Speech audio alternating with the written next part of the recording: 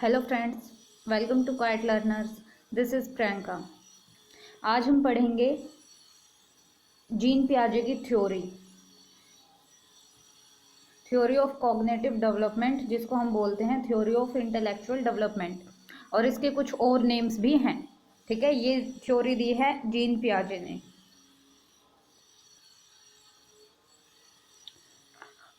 तो पहले कुछ जीन पियाजे के बारे में जान लेते हैं कि वो कैसी थिंकिंग रखते थे। ठीक है, कहाँ से थे और ये थ्योरी उन्होंने कब दी।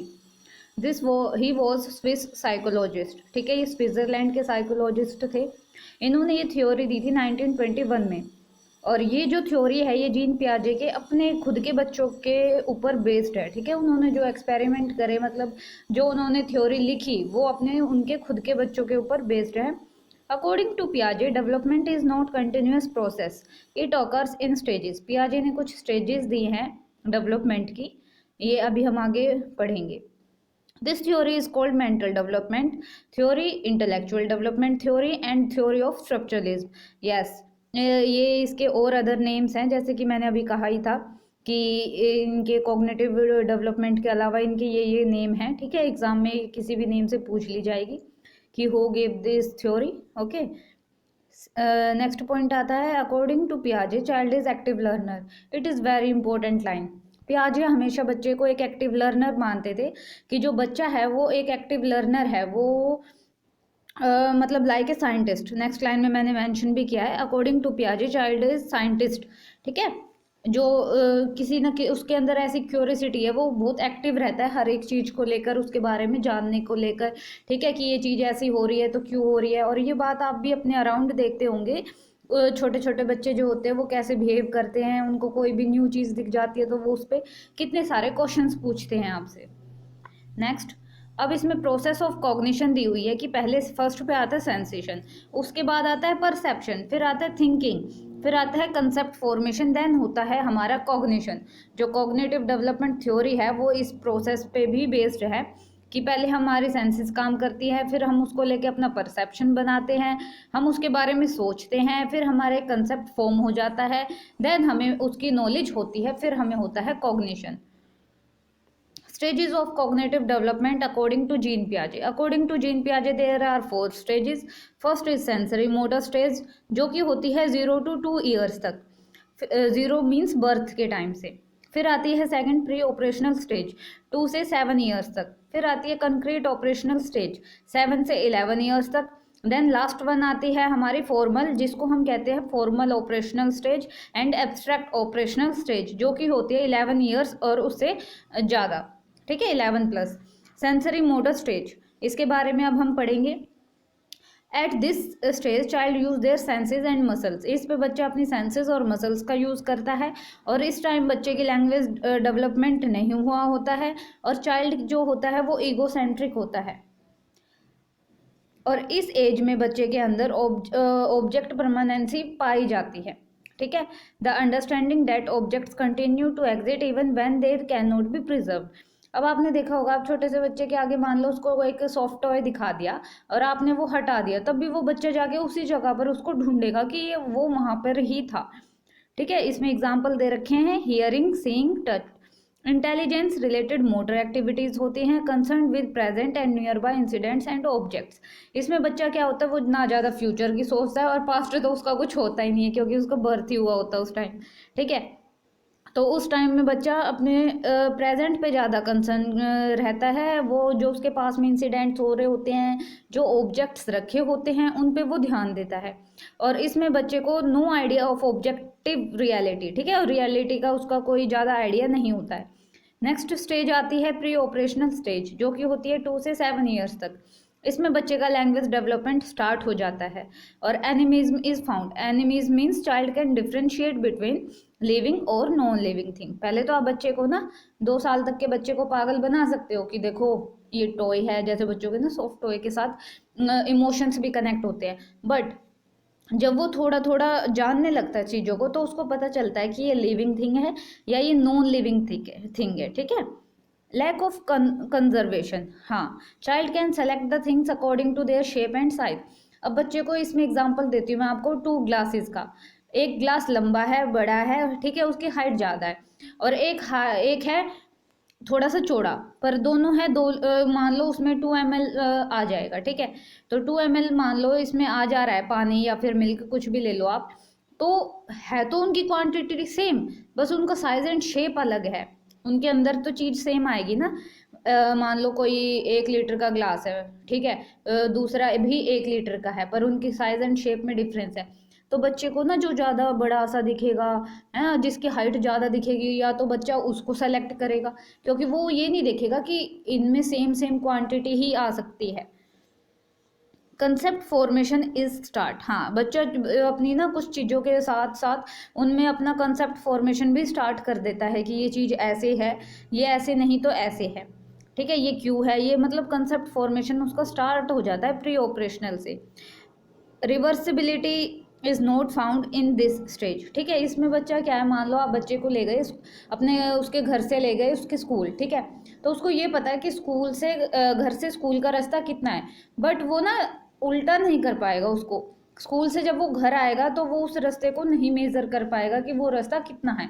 मतलब ये हम बड़े हैं तो हम कॉमन सेंस लगा सकते हैं, अगर 2 किलोमीटर है तो वहाँ से भी 2 किलोमीटर ही पड़ेगा, बट बच्चा ना कंफ्यूज हो जाएगा कि घर से जाता है तो वो स्कूल इतनी दूरी पे पड़ता है। उसके अंदर इरिवर्सिबिलिटी रहती है इस टाइम में, ठीक है, ये नहीं मिलती इस टाइम में, वो रिवर्स नहीं कर सकता चीज को, इरिवर्सिबिलिटी रहती है, ठीक है, इसलिए कहा है reversibility is not found in this stage. Centralization is found, egocentric thought रहते हैं और reason dominated by perception, intuitive rather than logical solutions, assimilation is found. अभी मैं आगे डिस्कस करूंगी assimilation, accommodation. Concept formation is faultful, बच्चा कुछ भी कॉन्सेप्ट, कुछ भी अपने अंदर माइंड में कंसेप्ट बना लेगा, जरूरी नहीं है कि वो उसके कंसेप्ट ठीक ही हो। बैलेंस, अब हम इसमें पढ़ते हैं बैलेंस कैसे होता है। इसमें देखो, पहले देखो, ये इक्विबिलियम की फॉर्म में आएगा, एसिमिलेशन एंड एकोमोडेशन, इसके बीच में जो ये समांतर एक तरीके से बैलेंस बनाना। एसिमिलेशन क्या होता है, एसिमिलेशन कहते हैं जब हम प्रीवियस नॉलेज को न्यू नॉलेज से जोड़ते हैं but not gain new knowledge, हम न्यू नॉलेज नहीं लेते। एकोमोडेशन कहते हैं जब हम मॉडिफाई करते हैं अपनी प्रीवियस नॉलेज को न्यू नॉलेज के साथ गेन करके, ठीक है। Assimilation means previous knowledge plus new knowledge but not gain new knowledge.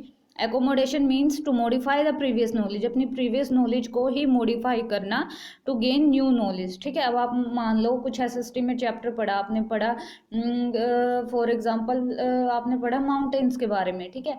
अब आगे आप प्रीवियस क्लासेस में पढ़ोगे कि माउंटेन्स भी कई टाइप के होते हैं, तो आपने अपनी ही नॉलेज को मॉडिफाई किया।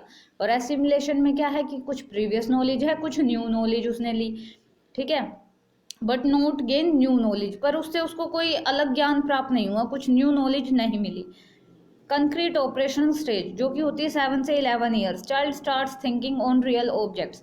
अब बच्चा रियल ऑब्जेक्ट्स पे अपनी थिंकिंग स्टार्ट कर देगा, और जो एनिमिज्म था ना उसके अंदर, वो डिस्ट्रॉय हो जाता है इस स्टेज पे। अब चाइल्ड ना लिविंग थिंग और नॉन लिविंग थिंग के बीच में डिफ्रेंशिएट कर पाएगा। वहाँ पे एनिमिज्म था, वो डिफ्रेंशिएट नहीं कर पा रहा था कि ये लिविंग थिंग है या non living thing.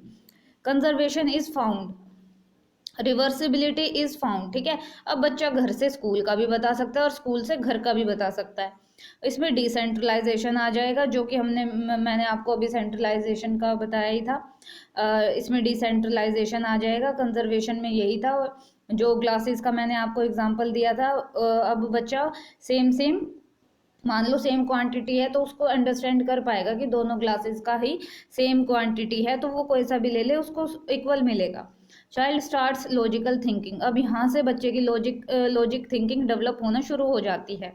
Understanding of numbers, thinking bound to concrete objects and experiences, अब जो उसको दिखाई देते हैं कंक्रीट ऑब्जेक्ट्स हैं उन पे वो अपनी थिंकिंग स्टार्ट कर देता है, ठीक है, और न्यू न्यू एक्सपीरियंस गेन करता है। फिर आता है development of reversibility in thoughts, अब वो अपने थॉट्स में भी रिवर्सिबिलिटी ले आता है। 3 mental abilities developed are conservation, classification and seriation, ठीक है, ये 3 मेंटल एबिलिटीज भी कंक्रीट ऑपरेशनल स्टेज पे स्टार्ट हो जाती है। Formal abstract operational stage 11+। अब ये है हाइपोथेटिकल थिंकिंग इज फाउंड। अब इसमें बच्चा ना कल्पनाएं भी करेगा, ठीक है, अपनी थिंकिंग से इमेजिनेशन भी पावर उसकी काफ़ी डेवलप हो चुकी होती है। Problem solving ability is found, ठीक है, बच्चा मैथ्स करता है तो मैथ्स में भी प्रॉब्लम सॉल्विंग एबिलिटी उसकी चेक की जाती है। बियॉन्ड थिंकिंग, अब वो अपनी थिंकिंग के परे भी चला जाता है। जैसे आप देखते होंगे कोई बच्चा अपने आप को सुपरमैन, ठीक है, इस टाइप से थोड़ा सा इमेजिन करना शुरू करने लग जाता है, उसको लगता है कि हाँ मैं बहुत पावरफुल हूँ, मैं ही हूँ। कुछ बच्चे ऐसा करते भी हैं। इंडक्टिव एंड डिडक्टिव थिंकिंग, अब ये क्या है बच्चा यहाँ पे एग्जाम्पल टू रूल भी जाता है, ठीक है, और रूल टू एग्जाम्पल भी जाता है, दोनों थिंकिंग है इसमें। साइंटिफिक अप्रोच बच्चे की इसमें डेवलप हो जाती है, वो कोज और इफेक्ट को अंडरस्टैंड करना स्टार्ट कर देता है। कंप्लीट जनरलिटी ऑफ थॉट्स, ठीक है, उसके अंदर थॉट्स अच्छे से जनरेट होते हैं, वो अच्छे से उन पर सोच पाता है। Propositional thinking and ability to deal with hypothetical ideas and situations, ठीक है, वो अपनी कुछ कैसी हाइपोथेटिकल सिचुएशन से डील करता है, उसके अंदर ऐसे आइडियाज भी आते हैं।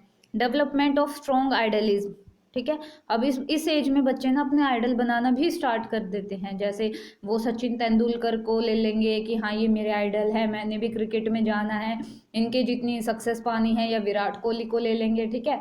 अब फिल्म इंडस्ट्री में ऋतिक रोशन को ले लेंगे, ठीक है, मान लो कोई भी, अमिताभ बच्चन, किसी को भी लगा लो आप, बॉलीवुड हॉलीवुड किसी में भी, ठीक है। नेक्स्ट कार्टून इंडस्ट्री, या फिर कोई भी आजकल साइंटिफिक फील्ड में भी, स्पोर्ट्स की भी फील्ड में भी, वेरियस टाइप ऑफ फील्ड्स, ठीक है, वो किसी को भी अपना आइडल बनाना स्टार्ट कर देते हैं कि हाँ ये मेरा आइडल है, और उसके बाउंड वो अपना काम भी करते हैं।